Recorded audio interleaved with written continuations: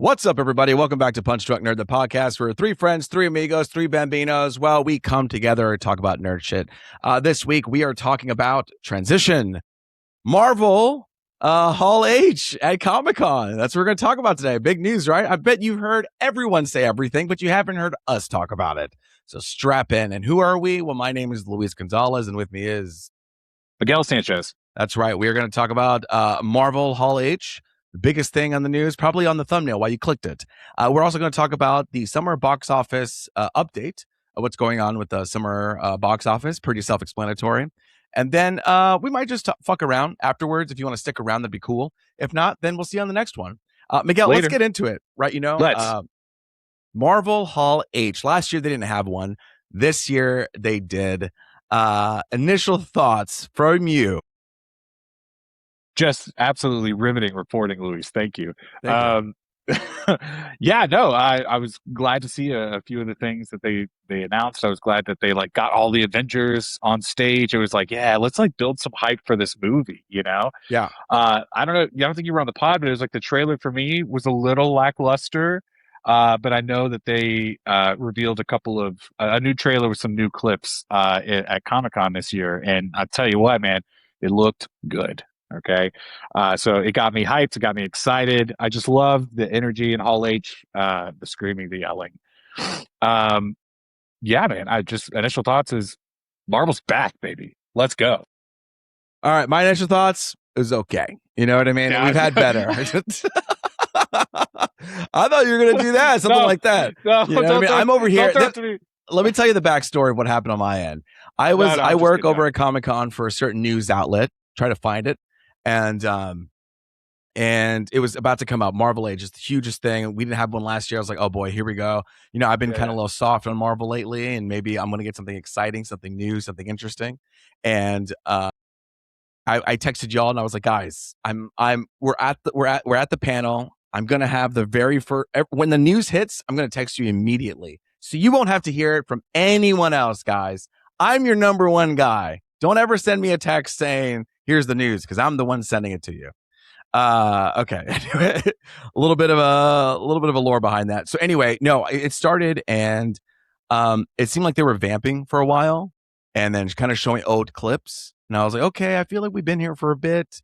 What's going on? A lot of vamping, a lot of just nothing.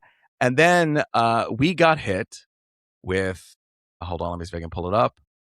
Boom. Nope. Boom. Transition. Ryan Gosling is Ghost Rider. So this was like, okay, we're having some news now. This is new. This is literally new news. Thoughts on this one? Okay. I'm glad you kind of prompted me a little bit more because I came in a little cold. I did wonder what you thought about the little skit they did before this where Kevin Feige came out and he talked to Josh, what's his name? The podcaster who interviews all the Marvel people. Oh, is that who that was? I don't even know who he was talking to. I just heard Josh Horowitz or something. Horowitz, I think that's his name. Yeah. And they had a little bit of a back and forth because he has been asking Kevin Feige about Ghost Rider. So this was the preamble, a lot of preamble, a lot of back and forth, a lot of here they are. And you know what? Maybe they're in the back of the audience too. Just a lot of steam, you know? Yeah. You feel like maybe there's not a lot of clear vision at Marvel in general, and let's jump into Hall H. I think it's tricky because it's listen, you're going to Hall H, you expect big things, so there's that amateur setup. But also, I respect the idea that they're going out where they're saying next year no Marvel movies except for Secret Wars because we want to focus in on that. Whether that means there's a whatever. I think that's good. And I think that having that focus on what's it called? Doomsday and Secret Wars is also good. I wish that there was a little bit more of a, I don't know, reveal of a new actor that's going to be on there for Doomsday or Secret Wars. It just felt like, it has such a high standard to it. Yeah. That when you plip and plop a few things, it's okay, well, where's the magic a little bit, And it feels like almost when you watch an Apple, what's it called, presentation, and here's the new iPhone, and it's the exact same one. It's the same shape, the same camera, the same screen, everything. Yeah, we expect this one doesn't even fold. Right. And there's one more thing. a new computer Neo. It's like, oh, okay, well, I mean, it's kind of cool, but like, it's nothing, It's not the big thing. It's not the big thing, and so it's just like it's some big shoes for them to fill themselves. Yeah. But when they got to this, I was like, okay, we're going now. Can I ask you something? We're ramping up. Yeah. Okay, so big talks about for the longest time, rumor mill fan casting is Ryan Gosling as Ghost Rider. The fans wanted it. The internet's been saying it. Okay, do you feel like this was a little bit of Marvel, like kind of giving in a little bit? Like, well, the fans want it, and we think it's a good work, so why not just do it? Do you think it's the best choice? I don't know. I'll say this: it's a wait and see approach. It's a wait and see because the director of it is Sean Levy, who, if you don't know, he did Deadpool Wolverine. He's also directing the new Star Wars movie. It's like what's it called? Star Cruiser, Starfighter, right? Starfighter. It seems so obvious. Sure. It's like I don't want to say that because it's Star Wars. It can't be Starfighter. It's like I'm like 99. What's a synonym for war? Like fighter, yeah, Starfighter. There we go. And then, but he also was in partnership with the Duffer Brothers doing Stranger Things. And so he was there from the beginning of season 1 and all the way to the end season. And so he can do spooky things. He can do fun blockbuster. I think there are certain directors that, you hire a gun to hire to like do a big blockbuster movie. And sometimes it doesn't show up. And I feel like Sean Levy's a pretty he makes an entertaining blockbuster film. He gets the job done and he's reliable. And I think he's just started working with Ryan Gosling. Deadpool Wolverine made so much money. Fun time. I had a fun time and money. And I think he just worked with Ryan Gosling recently with Starfighter. Ryan Gosling's a guy, and I think, of course, people want him to be in Marvel. And so it seems like the stars kind of perfectly aligned for something like this. And then whether it'll work, I'm just going to have to wait because I'm going to say this right now is that I have been wrong so many times in this podcast saying this is going to be bad, this is going to be good. Millions in fact, don't even trust me anymore when I think don't trust what I think at all because 3 months later, I'm going to be like, God damn, that was the best thing I've ever seen in my life. So I think I think it hits it just like all the stars perfectly aligned, makes the fans happy. Sean Levy works great with blockbuster. Sean Levy's worked with Ryan Gosling. I think could there have been something different? Sure. But, now that they've been bringing back Robert Downey Jr. as Dr. Doom and bringing Chris Evans, it feels like we're playing it, let's play it safe a little safe. A little safe. In a time, it's very interesting because in a time when the multiverse was an opportunity for them to do things that weren't safe and try out different IPs, which they did, it's so I could see it work well on paper, but then the way it was kind of executed. Yeah. This is a cold take. Everyone's going to be rolling their eyes when they hear us say this, but it's just like the Disney Plus of it all kind of like killed the momentum a little bit. And you know what? And it's like, let's get even more specific. It was the CEO of before Bob Iger. What's his name? Bob. Who's also his name was Bob. Fucking Bob. Bob. Wow, I want to say Bob Costas. That's totally incorrect. No, but I was going to give you guys some intel. No, it was another Bob. So it was another Bob. He used to run the parks. I think. Other Bob. He was the one who was pushing for all the Marvel stuff to be on Disney Plus. He was pushing all these things like let's maximize everything. Well, and like COVID and everything, like you understand like why that was like a natural push. The streaming service had just come out. I get it, but it just a lot of things on paper work. In retrospect, you go, oh, it didn't actually work out the way you wanted to, and I think it weakened the I don't know, the sauce a little bit. Like you said, we already talked about. We don't need to talk to death about it, but a lot. I had a great take about this with Benny, our friend Benny, one day. I wish I could remember it, but how it's just like I think something to the effect of it would have been cool if in the multiverse of madness nothing was connected. And that it would have all been single films that you could just jump in, especially because there were so many. Well, the multiverse overall. The multiverse. How there were, and I don't know if this is a cold take too, because you got your pulse on the internet. You said multiverse of madness. I was focusing on Doctor Strange for a second. You mean the multiverse saga? Yeah. Right. Not connected. Not connected. More of an opportunity for things to be its own feeling and vibe, and to be like, hey, you don't have to watch anything. You can literally just jump in. Not having to know, and it's a perfect opportunity to kind of clean the slate and then later do little bits and bobs of like Spider-Man Far Away From Home or like whatever, and then you can have them come together in this Avengers Doom, almost like a la What If, you know? A little divisive, you know, some liked it, some hated it, but Fantastic Four really was what you're saying, you know. First Steps, it was a standalone multiverse movie that now they're pulling into, because obviously it's the Fantastic Four. Doom, yeah. Yeah, but it's just like, yeah, and really bold choice with that movie. The style, the cinematography, the it just felt so not Marvel, but could play in that world. Right. That makes sense. And I think that was the good shift towards that at the end of this kind of play of the multiverse saga. A little too late, you know what I mean? But still the idea is there. But you know? And the idea of a multiverse, incredible. Like that would have been so cool. I think it's just, man, you know what? They had like 1 bangers or what? I mean, for obviously they had, you know, dips and whatever. But for the most part, they told it worked. It worked, you know, the sum of it parts made it like enjoyable. So like you can't have a perfect streak. We're all human. So let's just be chill. Sure. I'm telling this to myself. But yeah, Ghost Rider, Ryan Gosling, I have to wait and see. Gotta tell you, the other thing the internet's talking about with this is the people are really salty, and I totally understand. You know, like, what was it, 8 years ago? They were like, Mahershala Ali is going to be Blade. Okay. And then it's like, we can make a Ghost Rider movie, but we can't make Blade happen, you know? Like one is even more far fetched, you know, like he's a flaming skeleton on a motorcycle. We can make that work, but we can't make the dude who's a vampire, like slice up some vampires. Yeah. It is a little bit of a slap in the face, and it does feel like they've given up on it. But I assume what they're doing now is they're pivoting. Ryan Gosling's Ghost Rider will lead into Midnight Suns, and then that's where we'll see Blade and fucking Moon Knight and anyone else that they've kind of maybe put in that realm, you know? Perfect opportunity to have a Blade with just its own world with the vampires. You don't have to mix and match. Just have it. Guys, just have a Blade. Blade was right there. And to your point about the multiverse, yeah, it really could have just existed. And we could have figured out later how it fit into the whole thing. You know what I mean? No, I know. It's such a cold take. We're giving cold takes tonight, but maybe get it off. This is a therapy session. You know what I mean? We're getting it off our chest. We're getting it off our chest. Like, fuck, man. Like, where's Blade? Like, let me watch Blade, you know? You can catch him at the end of Eternals. His voice. I remember telling Bryce that when he was talking shit about Eternals one time. He was like, that's who that was? And I was like, yeah.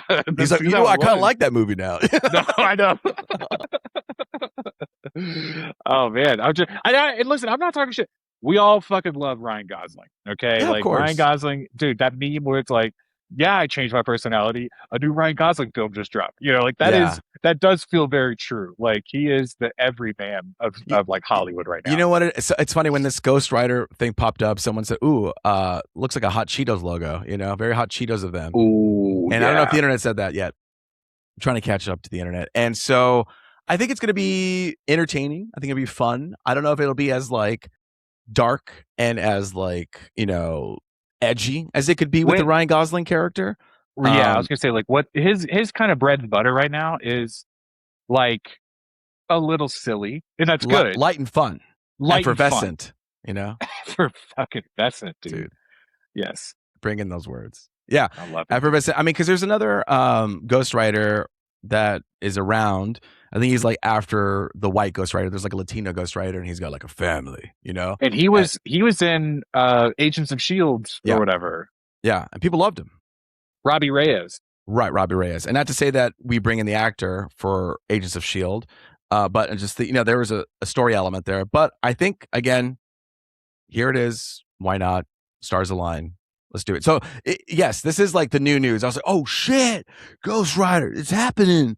And then we brought the cast of Avengers, and then that was it. It feels weird. You sent a link after Comic-Con, and you were like, after the Avengers like got off stage, and you were like, wow, this is so crazy, like the access you have to these actors like right after this event. And it was like this sit down with like 9 or 10 of them. And I gotta say, it feels weird that Kelsey Grammer is there, and it's just like, I know he was Beast in X-Men, and I know he's coming back, but it's just like, whoa, you kind of stick out right now. And we haven't seen anything from Beast except for that little clip in The Marvels. Yes. I believe it was. Was it The Marvels? Oh, yeah. You remember. And I know. Yeah, I was awake.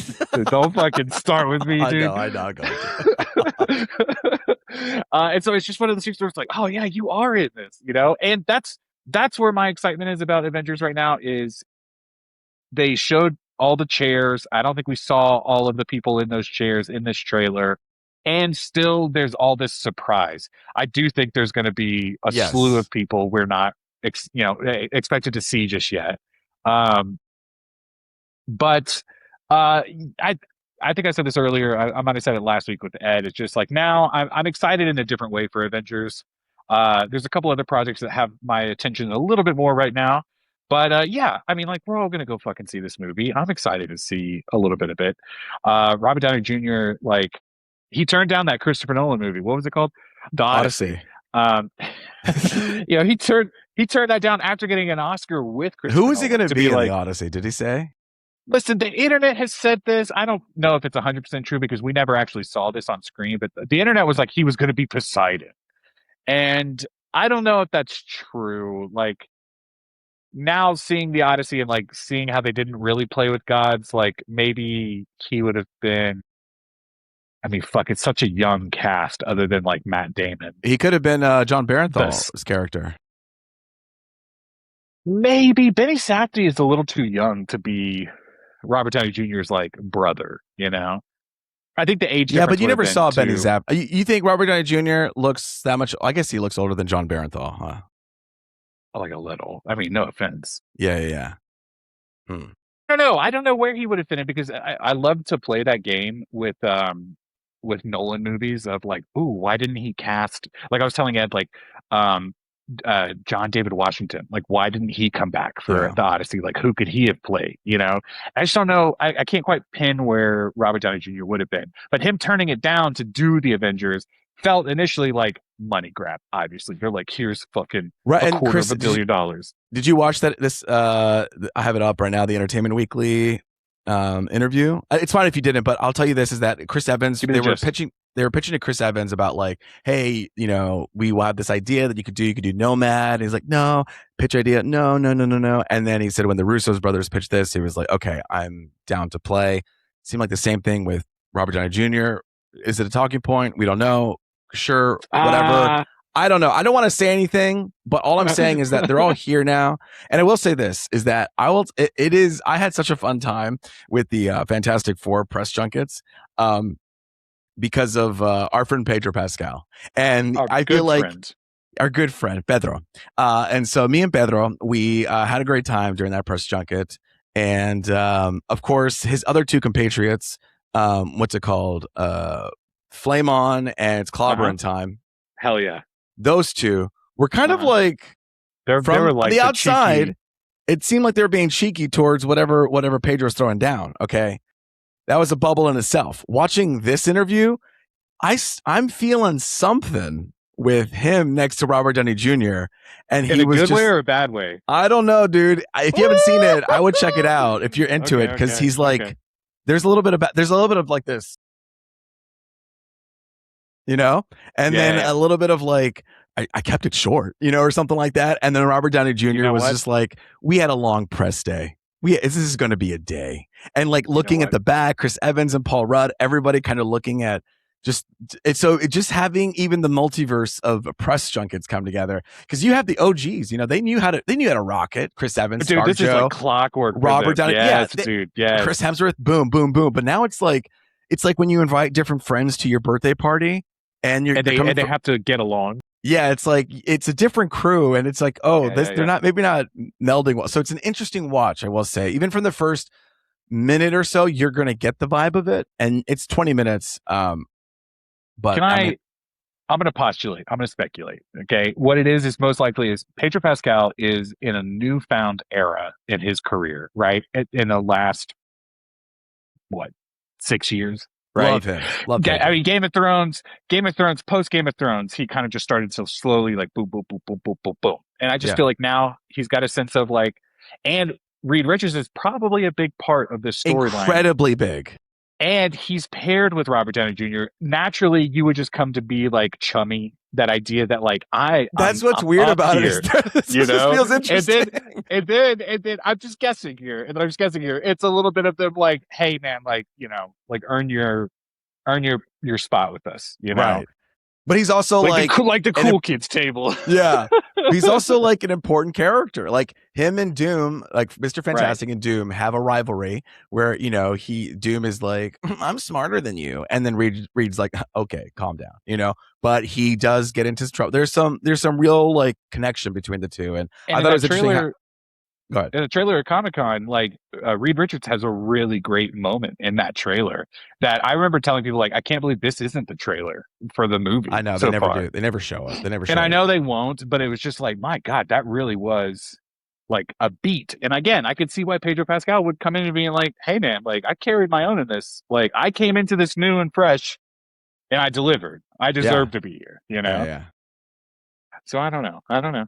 I don't know. I'm excited for the press junket. It's always like I wish Robert Pattinson was in this movie because I love him in a press junket. He's my favorite when he's doing press junkets. He can do no wrong, like he really is just so like stupidly like awkward and silly and funny and serious. Also, like he can just like he could turn all of them on, Yeah. He's got that hair where he'll flick it and it perfectly falls into like a messy place. Yeah. Very Ed of him. Very Ed. Okay, so that's fine. But then wait. Oh, go ahead. Okay, I thought you were about to move on from Hall H. I said, no. No. Then at the very end, we had the one more thing moment, which I think was great because it left a hold on, transition. It left a like great taste in our mouth. So for them, they did a great job of doing that. And Miguel, what happened there? Transition. So Ryan Coogler and the cast of Black Panther 3 came out and they started talking about it. Kevin Feige was out there, or I think he was out there. They started talking about, hey, we're going to film it on film. We're going to, pass on this legacy. Ryan Coogler has a very specific way of speaking, so I'm not going to do that. But it just like it was. Come on, do it. See what happens. I don't think I could. If anyone here, I bet you could. I bet you could pull it out. In fact, later, let's see if you can just throw it in there. And it was really exciting. Black Panther 3, where is it going to go? But of course, the big reveal is they have cast young T'Challa, Prince T'Challa, right? The grown up version of Toussaint, who we saw in Black Panther Wakanda Forever. Aged up, maybe through Secret Wars, maybe through this movie, Black Panther 3. We don't know yet. Who knows? I'll take either, to be honest, because I figured that's what was going to happen. We all did. Played by none other than David Johnson. Yeah. From Alien Romulus, which I just rewatched today because I was like, fuck that movie. Like, he was so good in that movie. And The Long Walk. A lot of people are talking about the Long Walk as like his showcase performance, but I really think, and then Ed will go the opposite way and do Rye Lane. You know what I mean? So I feel like every time David Johnson has been presented to us, the audience, he has shown up in some way that he has made himself memorable. I think this is a solid choice. I really like him as an actor. And as I was watching Alien Romulus today, I was just like, wow, he is so good. I don't know if you heard. I didn't. Some people are a little cold on this casting. Hang on. But also, like, what were people thinking about Chadwick? It's like I think Chadwick came out of kind of nowhere. Yeah. I think so. What's happening now is there's some people who are saying talking about Ryan Gosling, right, being like a fan cast that came true. One of the fan casts for like the next Black Panther was Damson Idris from F1, from Snowfall. Yes. A lot of people really wanted him, and don't get me wrong, I see the vision for Damson Idris. Like I could totally see how that would work, and I would not be upset about that at all. But a lot of people are looking at David Johnson and going, he seems small. I don't know him. Damson Idris was a bigger star. David Johnson can't fill seats the way that Damson Idris could. And Chad Boseman.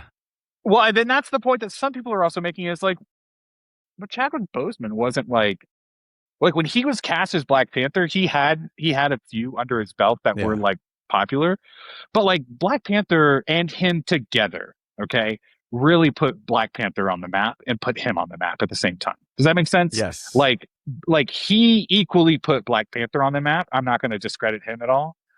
but like Black Panther also gave him a widespread audience that the world became like Mm-hmm. known of Chadwick Boseman. Does And that if make you, sense what I'm saying? yeah, absolutely. And I feel like out of any of the creatives in, Marvel's Rolodex, what's it called? Ryan Coogler is somebody Yeah. that you trust and whatever. Because I Yeah, yeah, feel yeah. like whatever Well, he's that casting or deciding or story wise, like guys, he has his hand firm on the yes. plot. It's not And like he's being like, "Hey, you got to do someone this." He's like, someone you know, no, someone pointed out, and I'm trying to build up what you're saying, that Ryan Coogler, his hand in Marvel is the only one who brought like Oscar nominations to the table. You know mm, what I mean? Like I think Black Panther was nominated. Fucking right. She was nominated for Best Supporting Actress, and um, I hate that I can't think of her name I right now, know. and Look, we we I'm so bad at this when it we have happens. bad memories, so forgive us all. But Angela Bassett. she was Angela Angela Bassett, and Bassett. she was amazing. She was amazing. She should have Okay, won. She should have she. won. I'm not gonna. Don't get me started. Okay. But it's like Ryan Coogler can come to Marvel and be like, he now has a different control over Black Panther and any sort of project with Marvel than say Sean Levy, who even though Deadpool and Wolverine made $1 billion, like he is still at the whim of like the creatives at Marvel and Disney and all of that. But Ryan Coogler just came in also with Sinners, which hello, everyone fucking loved that movie, Yeah. dude. Name one person that hated that movie. Like Ryan Coogler, if he shows up and he goes, I've cast David Johnson in this role, I think, yeah, Yeah. that's it. He knows what You how know, about you sit down, shut the fuck up, and you just watch I don't, something? It's like I'm we all just don't have saying, to I be. think that's, I know we're on the podcast critiquing, but we all don't have to be critics. Why don't we just like relax and sit and get you know what? get And then fed? tomorrow Let's there'll get be some spoon fed. casting. There'll be another casting that I'll shit all over. But there was just something about David Johnson. Like I said, I just like immediately was enamored by him in these couple of projects that he showed up in. And I'm just like, dude, if anyone can just show up and I think absolutely nail whatever interpretation they're going to go with, Yeah. I really do think it's David Johnson. Again, there's a list of actors that could have come in and been any sort of version of Black Panther. And I think if Ryan Coogler said, yes, it's He this knows the person, tone. He knows the it tone would and have the type of worked, person. you know? Exactly. There's rumors. Okay, so I said like Secret Wars maybe is what's going to age him up because there's this idea that like Doom is going after the children. That's Right. the idea that I'm hearing. Maybe Toussaint will come into play in that, but I don't quite think he will. But there's a rumor that Black Panther 3 might be like a time travel story, and like Denzel is like the first Black Panther, and that's why he's been cast. And I who knows at this point. But however they age up this character to be, David Johnson's age, 30, whatever it is. I'm here for it. I'm gonna show up. I thought like I liked Black Panther, but I really liked Black Panther Wakanda Forever. And I think I'm hoping that trajectory is just gonna go up, up, up with this one. So Yeah. I always those are always my hopes for creatives. It's like you always want the next one to be. You don't want to stay like like your first one's always the best one. yeah. I always feel a Yeah, certain yeah, way yeah. about like creators That or dip. directors. Yeah, it's like, oh, they're only good at the very beginning, and then when they start actually making stuff, they got worse. It's like, okay, well, Yeah, that's yeah, yeah. not like a great feeling. Yeah, yeah, yeah. I But Ryan think, Coogler has basically every time he's shown up, but like all the way back to like Fruitvale Station and whatever he had before that, all the way to now, it's like, dude, trust the process. trust the I process. I am more so like if Kevin Feige came out and was like, I'm gonna make Ghost Rider, right? We're gonna make Ghost Rider. That's where I'm a little like questioning on this and that. When Ryan Coogler comes out and says we're making Black Panther 3 and I got the fucking cast here right in front of you, I'm like, yes, sir, you do. Yeah, You know? Like I'm not questioning anything. But we'll find out. We'll just find out. we're gonna find out. Literally anything can happen with Avengers, Doomsday, Secret Wars. I mean, you're getting multiverses. You're getting time travel. You're getting people who change faces. I mean, you have not only Mystique but also Loki. You know what I mean? Yeah. Yep. And there's multiples of these everywhere. So it's like Do you know what? anybody and any who can show up. Someone on the internet pointed this out, and they were saying how Doom himself might be changing faces, right, to make himself look like Tony Stark Oh, potentially. And it's like, okay, the through line of the kids is kind of obvious, but it's like, oh, I didn't think about that. Like this, like shape shifting, whatever, like theme of like I don't know. Okay, never mind. I'm getting a little off plot here, but I just think like there's a through line there that we haven't quite picked Yeah, up on. I think so. So, Or they're generational, passed down to who we are. They'll be the better of us. Something dude, like always that. right there, dude. I see you. Way to go, brother. Way to go, man. Thanks for bringing it home. Yeah, Doomsday. I think. Yeah, I mean, you see on the internet, it's just going to be the incursion story, where the worlds collide, and Doom will be like, "We have to destroy the other world to maintain ours," and they're like, "We can't do that." I just want you to know there's something I want to talk about, but I'm going to wait until we can talk about it now. Okay. Okay. Well, Okay. I think. Okay, let's do. How about let's do the summer movie wager. Let's just get through that. Yeah. Now, a little bit of an update. I haven't been here in a while, and every time we do the summer movie wager, it's like it hasn't been perfect. So I haven't really looked at this list in a long time. Even in our chat group, it was like going off a few days ago about updates. I didn't even want to look because I didn't want to know anything. All right, so here we go. Luis, you didn't want to know? Okay. Summer movie wager. Okay. I'm just gonna get on the list. I'm gonna see who's in the lead here. We have number 1, Toy Story 5 at $452 million. The Odyssey at $320 million. Obsession at $261. Yeah. Man, The Devil Wears Prada 2. I got to give it to you. I'm wrong. What can I say? I am always wrong. Devil Wears Prada 2, $220 million. I did not think that people would show up for this. Like I thought it was just for older millennials and not for like the rest of the world. So good for them. Backrooms at 196 million. And then Star Wars Mandalorian and Grogu at 177 million. Minions and Monsters at 159. The first major dip in the Minion world. And I was like, maybe it looks pretty good. But Disclosure Day, number 8 at 116. Scary Movie still kicking it at 108.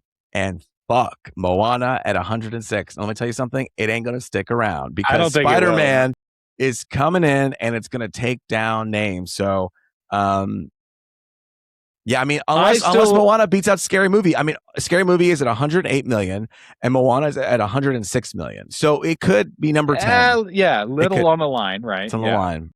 I will say this, my top 3 was Spider-Man, Toy Story, Odyssey, right? Like, if they're in the ballpark, I'll take it. If I'm like last with 100 points and everyone else has 3,000 points. I'm looking at it now, baby. Yeah, there it is.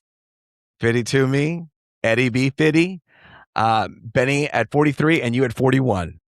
So it's grown since when Ed sent that text a couple of days ago. It was not that close. It's pretty close.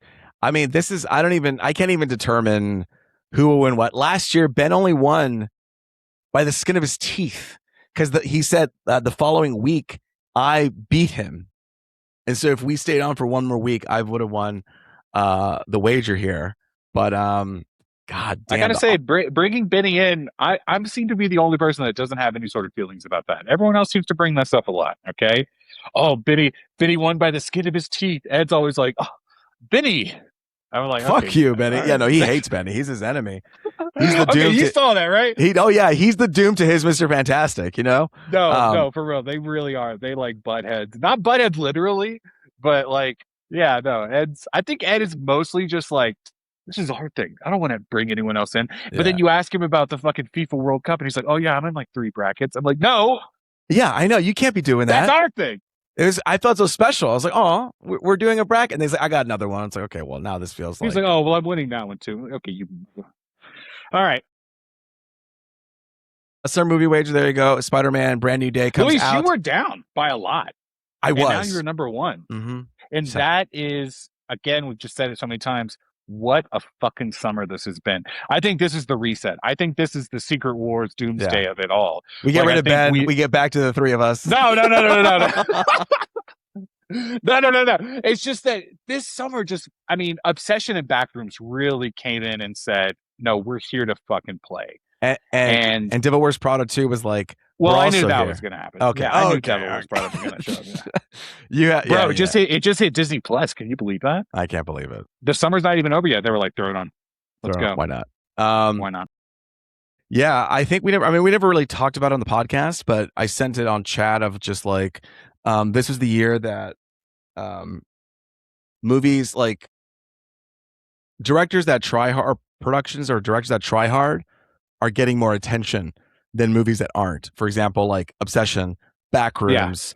Yeah. I could say another one that I can't. Odyssey. You know, these are people who are putting their blood on the line, putting things Sure. on film, on camera that like you could just cheat around. For example, a la Whereas Moana, like I was Mando, gonna say Supergirl. These are all very green Minions, screeny Minions.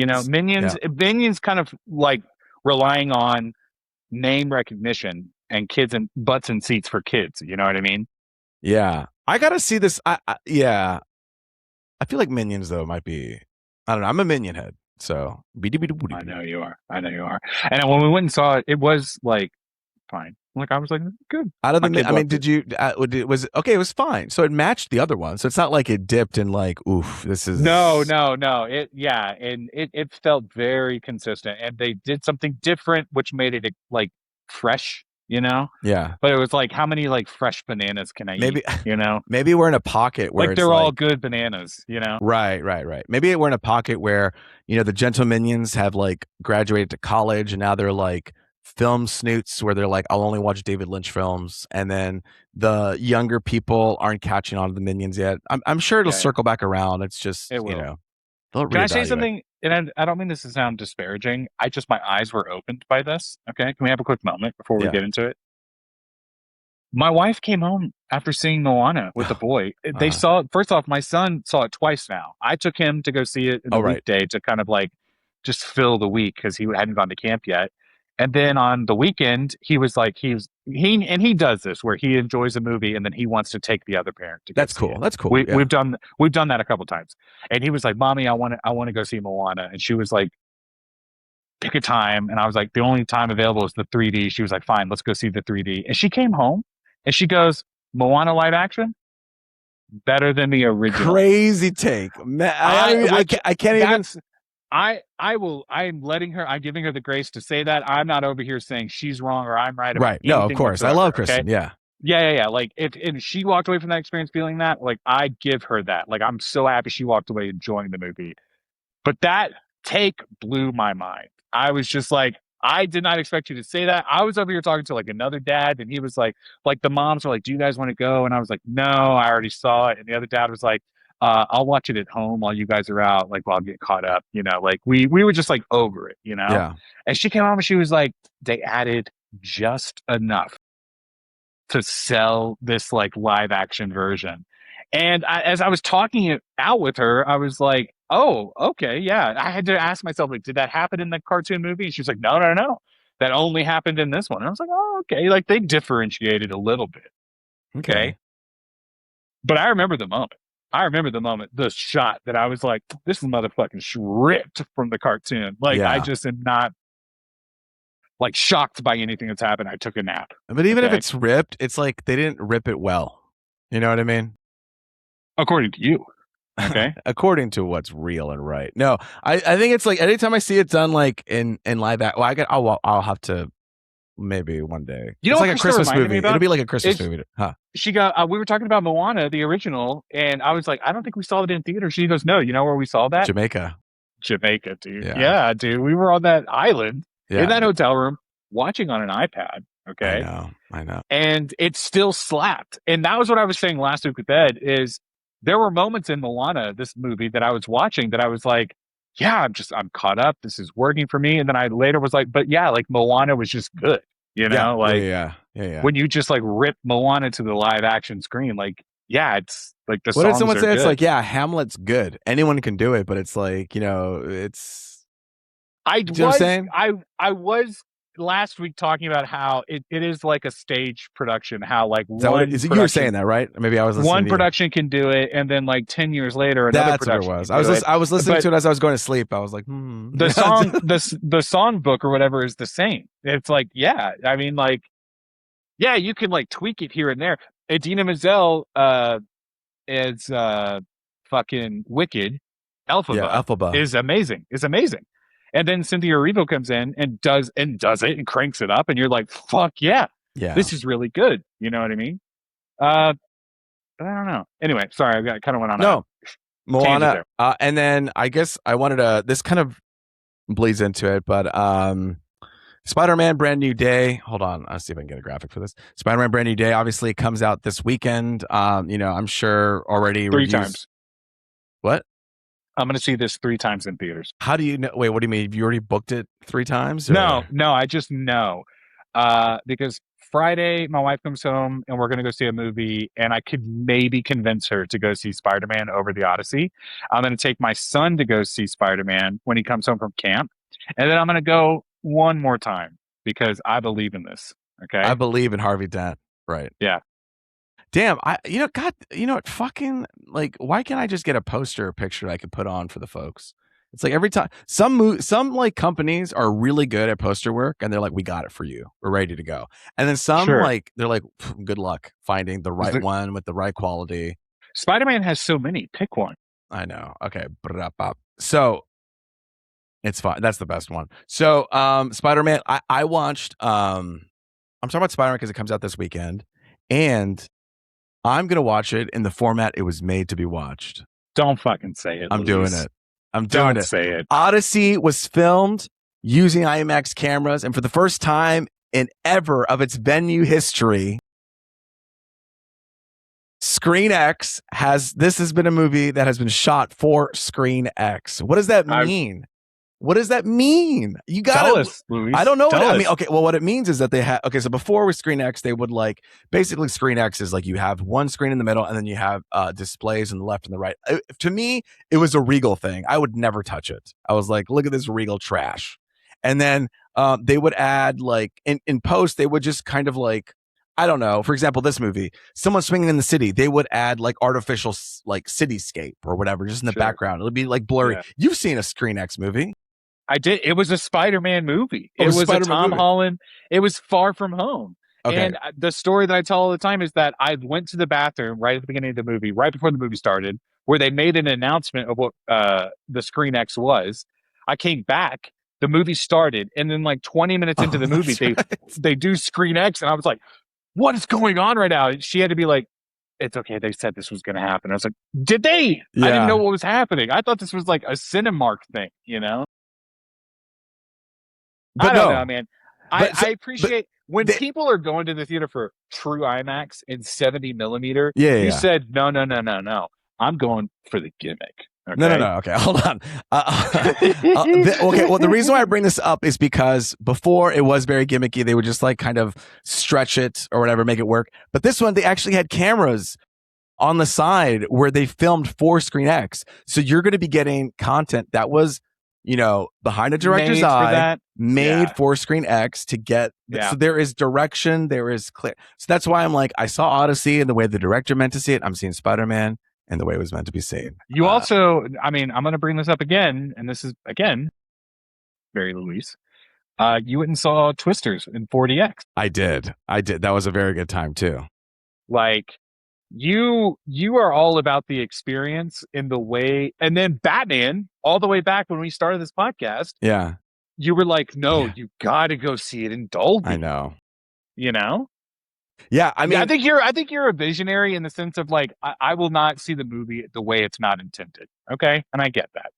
I'm gonna give that to you. I definitely like have laxed on it a bit, but for when they're saying, "Hey, do it this way," is the one. Then I really do try to do it. And I had an argument with somebody about like IMAX, and it was like a film person, and like, who gives a shit about IMAX? I'll just see it in normal theater. And I'm like, how am I arguing with the cinema person about why it's like the benefits of going to see an IMAX? And then the next couple of days later, I went to go see. I went to a party, and I was like, yeah, I got to wake up at 6 a.m. to go see Odyssey. And like, why would you ever do that, you psycho? And I'm like, you people are in LA. What are you talking about? No, I disagree. If I had a theater close to me and the screenings were showed out, like I would make the trip. What I want to ask is not your review about the Odyssey, but can you just tell me something about like waking up and seeing a movie at 6 a.m.? Okay, you had to get up at like what, 5 a.m.? Yeah, 5 maybe. a.m. Mm-hmm. Okay, but you're a night owl. I am. Like I am. You stay up late. You do, and I've become that recently too. But I'm just like, what was that experience of like going to bed and then being like, babe, wake up? Okay, we got to go see the Odyssey. Great point. So like, Um, fun fact is I had a story that's somewhat similar to Ed, but not really. I bought tickets to Odyssey probably, I don't know, maybe a month ago or something. I definitely did not. I definitely did not get it when everybody was like, "Get it now!" And then tickets are on sale on eBay because I was like, "Fuck you, I'm not falling for that." And then a couple weeks after during like a couple weeks ago, I was like, "Okay, I'm gonna start booking the tickets." And I'm like, "Holy shit, they really are gone," you know. And so, but I was like, I wasn't gonna accept this narrative that I wasn't gonna be able to get an IMAX ticket. So there was showings at 3 a.m. I did not get, but I almost got, and then I found a 6 a.m. on a Monday. I would get out in time just for work. So I booked it late, I think 1 in the morning or 12 in the morning one night. And I got it for me and Sarah. And then weeks passed by and I was like, hey, we're going to go see the Odyssey at this time. Let's see what seats we have. This is on a Thursday or Wednesday. Let's see what the seats are. And for some reason, Entourage fucked up. My AMC A-list Entourage messed up where I tried to book her seat and my seat together for AMC A-list and it negated her seat and it just got my seat. So we were looking through and we were trying to troubleshoot it. I went on Reddit. It was a problem too. So she didn't get a ticket to the Odyssey IMAX. And I was like, what are we going to do? Comic-Con's coming up. Am I not going to see it before Comic-Con? And she was really cool. And she was like, let's just watch together. And I was like, it doesn't have to be IMAX. Let's just watch it. So we watched it. And I was like, just choose any screen because, you know, she has to deal with me choosing very particular screens. And I'm like, sure. I don't care. Aww. It doesn't have to be, it could be literally any screen anywhere. And so we chose a screen and we watched it together. And then the second time I went by myself at 6 a.m. So I saw it twice. Okay. At the 6 a.m. I was like, wow, Sarah picking at 6 a.m. is kind of, it took me weeks to tell her that it was going to happen, and then the end didn't even happen. But I did say maybe like in August or September we can like watch it in IMAX, so she gets that full experience. Yeah. You know, and it's here to stay. So we'll see how. Why not? I mean, they have showings at 3 a.m. here. Like, why wouldn't? And I've been having fights at work too. They're like, yeah, I saw it in True IMAX too at the Hollywood TLC, and I'm like, brother, that ain't real IMAX. That's not. Yeah, you're a prop. And I'm the one that's over here just like, this isn't, I'm in the IMAX theater at my theater. I'm like, this isn't true IMAX, you know? I know. But here we are, you know. Like, but it's IMAX 70 millimeter. Yeah, I know. It's no, like, it's not even. Yeah. I wish I had this. That's in Denver. That's the whole thing where it keeps breaking in the middle of the thing multiple times now. But yeah, I'm just like, fuck it. I got to go see IMAX. One of the other dads was like, Miguel, I saw the Odyssey. It was so good. And I was like, oh, that's cool. He surprises me. He sometimes is like the other day, he was like, I'm really into fucking Metal Gear Solid and like Death Stranding. Those are my favorite games. And it's like, who are you? Dude, what the fuck? Yeah. That's crazy. But he was like, I saw the Odyssey. It was great. But he said, we couldn't get an IMAX. We saw a standard showing. Okay, that's no big deal. That happens. He goes, the theater was 80 degrees.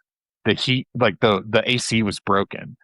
And he was like, but we were already there. We had already had the babysitter. So we sat and watched the whole thing. Damn. The sound was fucked up. He was like, the speakers were blown out. My ears hurt the entire time. But I watched that whole movie. And I was like, I would have complained. I would have walked out. I would have been on the heat alone. I'd be like, it's too fucking hot.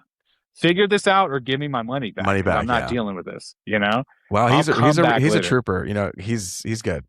As a dad, I get it. You know, you get the babysitter, you just got to make it work. Yeah. But what the fuck were we even talking about? Oh yeah, we're talking about Spider-Man. So this is the first. Okay, I have quotes now. Director Destin Daniel Cretton. He directed Shang-Chi. He also directed Wonder Man. He's directing this one. He said that the CJ 40plex team came to the set and shot dedicated footage specifically for the wings, the left and the right, ScreenX projections. This wasn't footage cropped from the main camera. Traditionally, a film shot specifically for ScreenX often captured with 3 synchronized cameras, left and right, although many previous Hollywood ScreenX releases were instead just expanded later using VFX and unused production assets. So there we go. So that's why I'm like, okay, this is going to be, I've never done it before. It was only a Regal thing. AMC's introducing this now. They're really like expanding my AMC. They're adding another Dolby, I think. And I hear maybe a 40X in the future. I know 2 Dolbys. It's so good to be king in LA. That's nice. That's nice. And so I'm going to see that this weekend. But what I really wanted to talk about with you, because we're going to do let's talk about this now, is recently I said to Miguel, give me here's a link to my Entourage. Be a part of my Entourage. And if you don't know what an AMC list Entourage is, it means that if you have AMC A-List and I have AMC A-List, we can create an quote unquote entourage where I can reserve a seat for you. So if you have a big party, a 4 or 5, everyone has AMC A-List, I can book everybody's seat for them using Entourage. It makes it a lot easier, so you're not all trying to like fight for, like, hey, you get the seat, I get the seat, let's book it at the same time. 1, 2, 3, go. It makes it easy. As I was watching the Entertainment Weekly and I started getting hyped for Doomsday, I was like, I'm going to book my ticket. I got a couple showings just in case. And then I sent Miguel an invite to join my entourage. And then I booked him a seat at one of his Denver locations. And just in case he didn't get it in time, I was like, you know what? I'm going to book your seat and then I'm going to cancel my seat so that at least you have a backup showing, so that no matter what happens, maybe you can cancel this one. It's fine. But I wanted to have one in your pocket just in case to have. I loved it.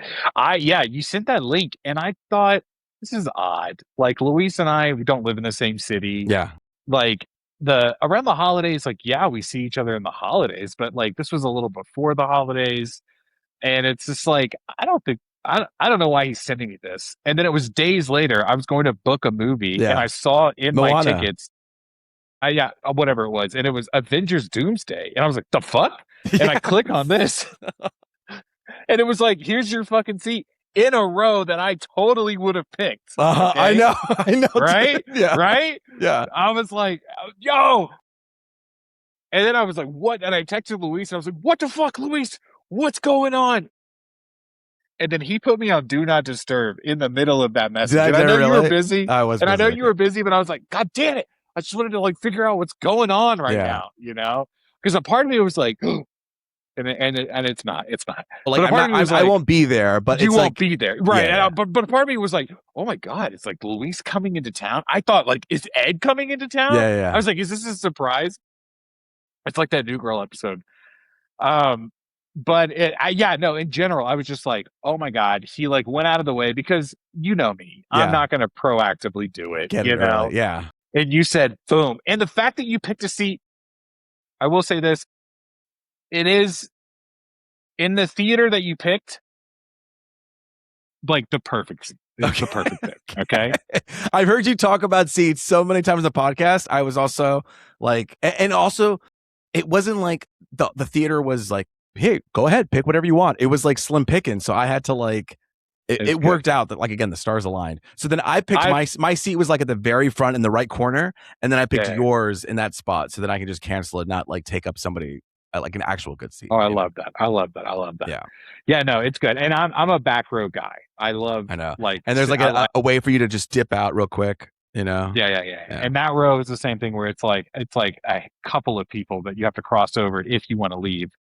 And it's like the other back row is the same thing, and it's like, if you don't want to book the handicap friend seat, these are the seats, dude. These are the seats. Yeah.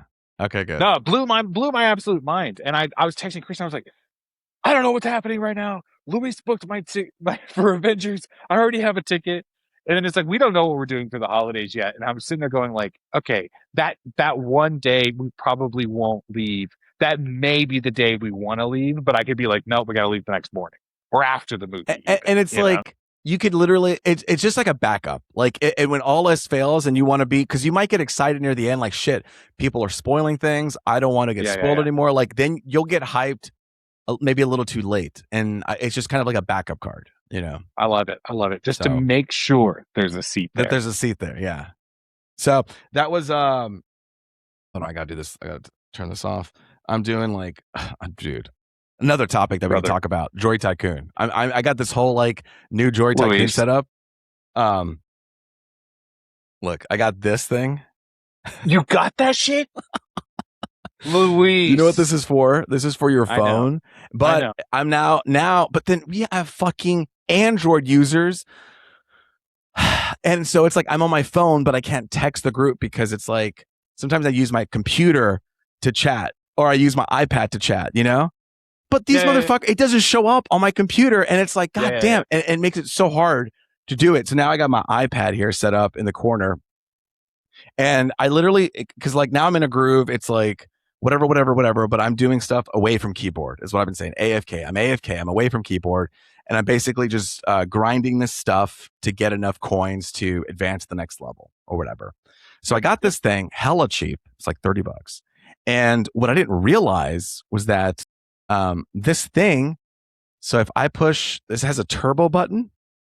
And if you set it up and you push this, trigger, see how it's blinking? It is now pickaxing the scrap station and getting credits. Now, this is very particular for those who are into Joy Tycoon for Fortnite. But when you're doing that and then you get a blueprint and it's like, oh, I got to stop it. I got to reset it, turn it on. I don't know if you've ever done that before or whatever. Because there's a way to do it on PlayStation. Either way, it's like you have to stop doing it. You have to like throw away the blueprint, blah, blah, blah. This thing, for some reason, pushes through the blueprint. It's like blueprint, toss, keep going. So I woke up this morning to like a shit ton of money. And I was like, what happened? And it's just been going here in the background. So this thing has been really awesome. And it feels great too. It's like I could play like probably like mobile games now or something. Yeah. I don't really know, but I thought it was just like, it's cheap. I can turn it on.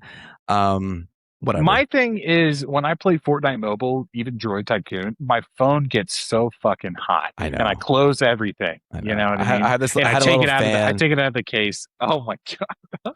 Okay. But this fan I already had from a long time today. So it was fine. I saw a post of somebody putting their phone was in a fridge. Their phone was in a fridge and they had one of these. It's like a tip. So they had they propped it and then they had their phone in the fridge and it was just pickaxing the whole time. Dude, why not? Anyway, just whatever. Mobile thing. I'm sorry. I have a lot of like the off my chest because I haven't been here in a while. Is it okay? Am I okay to like, or do you have something? No, go ahead. I'm going to get a beer. Okay. What? I can hear you. Me? Oh, you can hear me? Okay, I can hear you. Okay. Yeah, go ahead. Okay. Our group chat for everybody who at home has grown, tremendously. And here we go. We've been messaging everywhere on Instagram, mobile, PlayStation. Our friend wants to open up. He's like, hey, we should start a Discord. Nar. I cannot be chasing messages again at Discord, on Instagram. I'm feeling like Ed right now. You know what? I'm feeling like you. I've taken on traits of both of you because now for Miguel's side, I don't need to watch this anymore. It doesn't interest me. I'm not going to watch it. And then from Ed, it's like, oh, this reel wasn't funny. I don't have to watch it. I don't have to react. Whatever. I'll skip through it. Like they're just pieces from both of y'all that I'll pick up now. But I'll tell you one thing, and I've told you this before, and it stays true all the time. And I know Eric's going to listen to this because he's a great listener. Here we go. He's a great listener. And this is not against Eric. It's not against Eric. This is just who I am, built as a person. You know what I mean? And I feel like I have the strength to say this because of my Miguel side of me is coming out to say it. Okay? Okay, go ahead. Is that like, I'm not going to do a 3-minute reel. I'm not watching it, and I won't do it. But what I have been doing lately is, I don't know if you know about this feature on Instagram where if you're watching a reel, you go to the right side and you click it and it says summarize. Luis. And so there'll be a stand-up bit and I'm like, God damn, 3 minutes. I'm not sticking around for this. I'll go to the right bar and then I'll click summarize. It's like, this man jokes around about having brothers or something like that. I'm like, okay, I get it. And then I move on. Like for the first second, I get the tone. I get the joke. Let's move on. Some people be lingering on the jokes for too long. I'm saying that right now. Like, and you know what? Maybe that's a me thing. Whatever. Yeah. Can I ask you something? If Eric, outside of social media, if Eric comes to you and is like, hey, Luis, there's a comedian coming to the comedy club. Let's go the Comedy Store. Even. Beautiful. Right? The spot. Let's go watch him for 45 minutes. You got to go watch? Yeah, I love live Eric's comedy. like, I bought the tickets. I buy you drinks. Let's go. I love live comedy. I would love to go see live comedy. I'm not seeing it on my phone. But the phone? No. I think I've said this before to you. It's also like the double tap to do like 2 times the brother. Speed. I went from double tap speed to just give me a summarization of it. Dude, I know. I've said this before, but like I'll accidentally do it on FaceTime too. I'm like double tap, and I'm like, oh wait, this is person. This is a whole person that's talking to me right now. Yeah.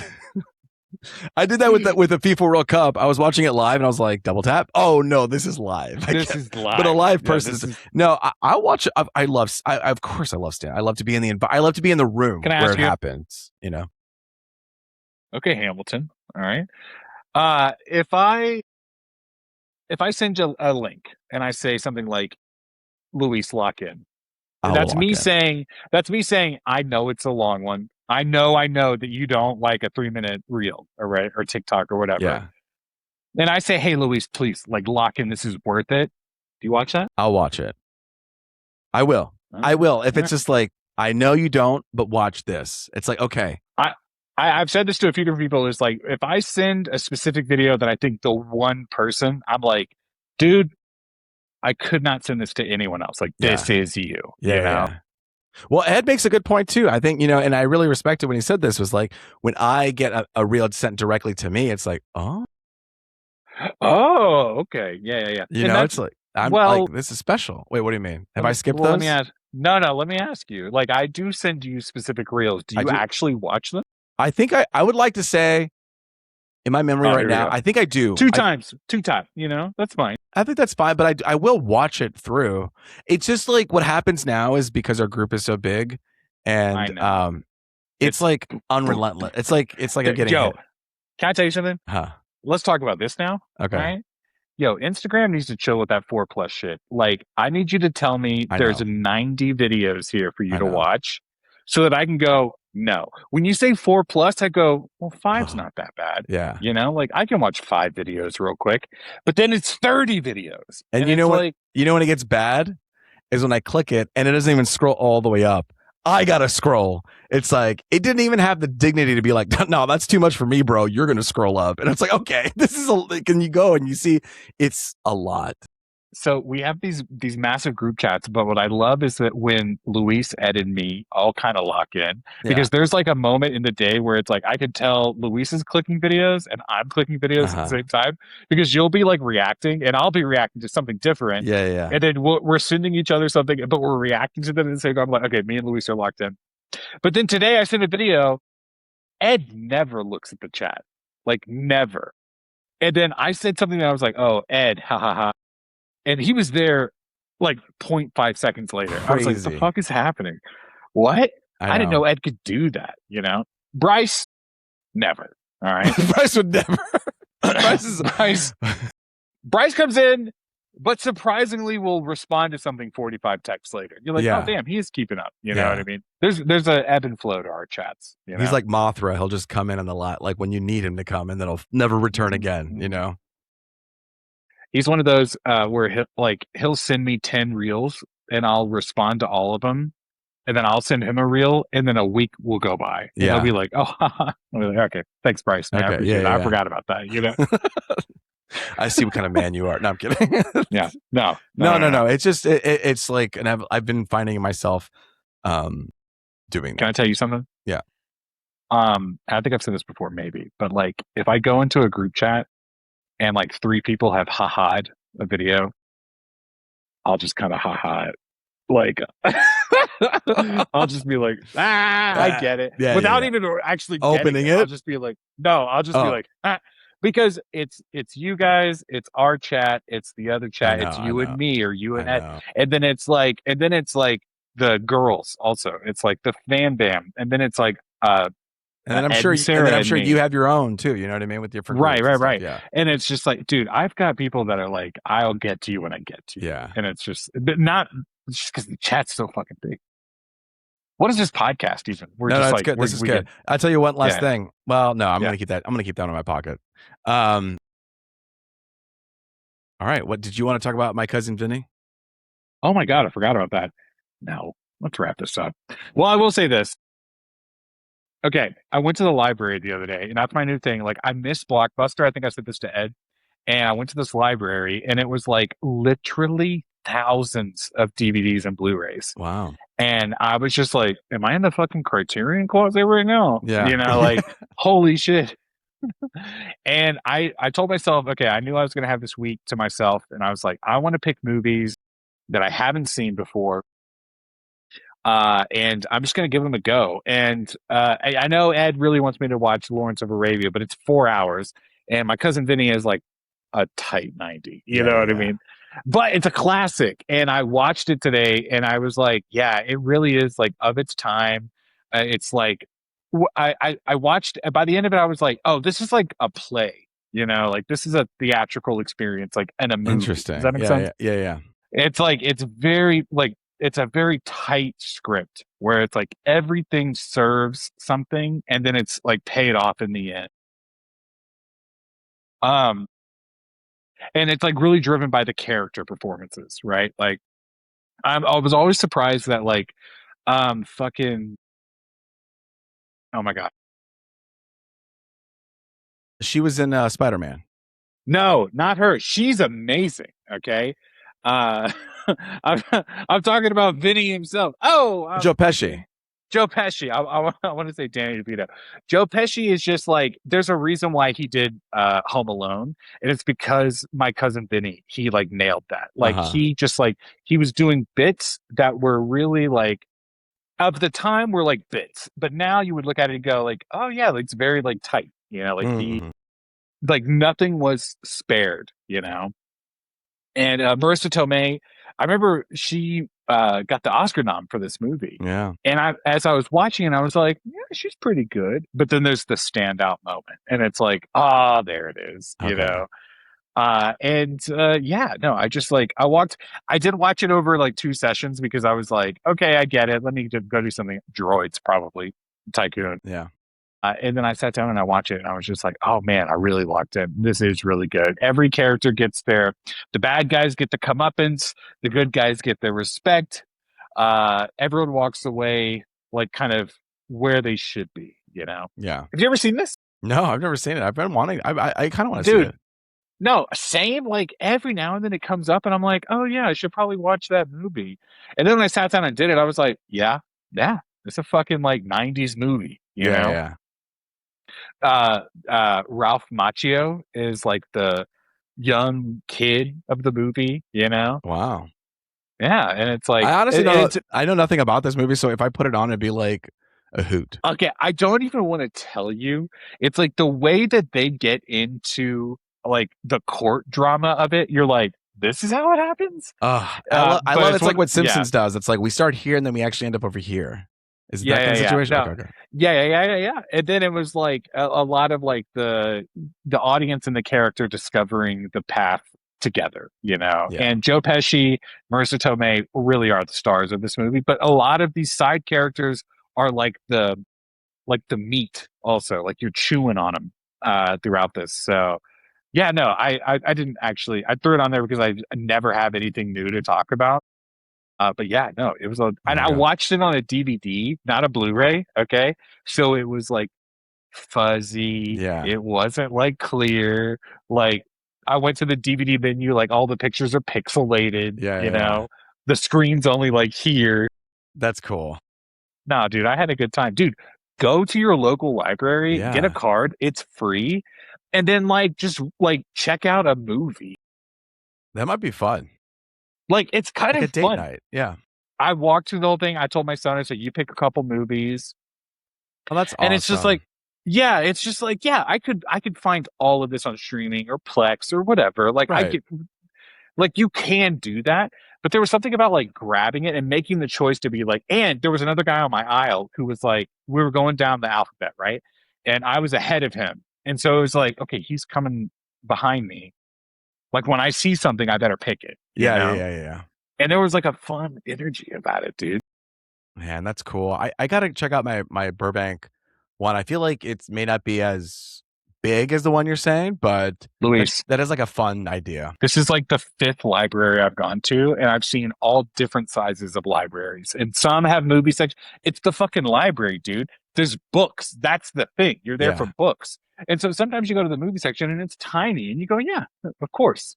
But I walked into this one, and then they had like a whole foreign film section, and then they had a whole Russian film section. And it was like, Whoa. I didn't even realize the side of town I was on, you know, Yeah. where you could dedicate hundreds of Russian movies. La Ruska. I don't know. I'm telling you, dude. Um, My Cousin Vinny, 10 out of 10. I get why people like it. Well, there you go. Wow, what a good episode. Yeah.